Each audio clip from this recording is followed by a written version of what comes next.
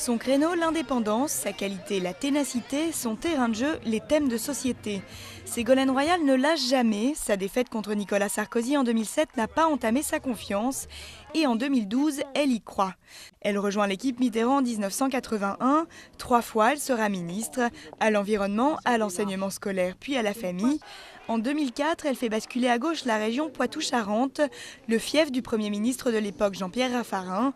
Elle trace sa route jusqu'en 2007 où elle remporte largement la primaire socialiste. J'ai donné toutes mes forces et je continue avec vous et près de vous.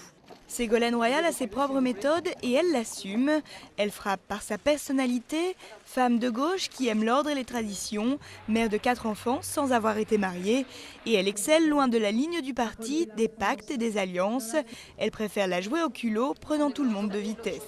Nous avions, vous le savez, nous avons une alliance fraternelle entre nous pour qu'il n'y ait pas de guerre des chefs, pour que nous nous respections, pour permettre le moment venu de nous rassembler au service des Français. Et cette alliance permettait une candidature de votre part aussi précoce ? Bien sûr, d'ailleurs je le leur ai dit. Repliée dans son laboratoire politique en Poitou-Charentes, elle se tapit pour mieux surgir là où on ne l'attend pas. Par exemple, Nicolas Sarkozy rencontre les agriculteurs de sa région. Elle s'invite par surprise. En 2008, Martine Aubry lui a raflé la tête du PS après une lutte acharnée. 3 ans plus tard, elles sont de nouveau rivales à l'investiture socialiste. Et Ségolène Royal sort la carte de la réconciliation.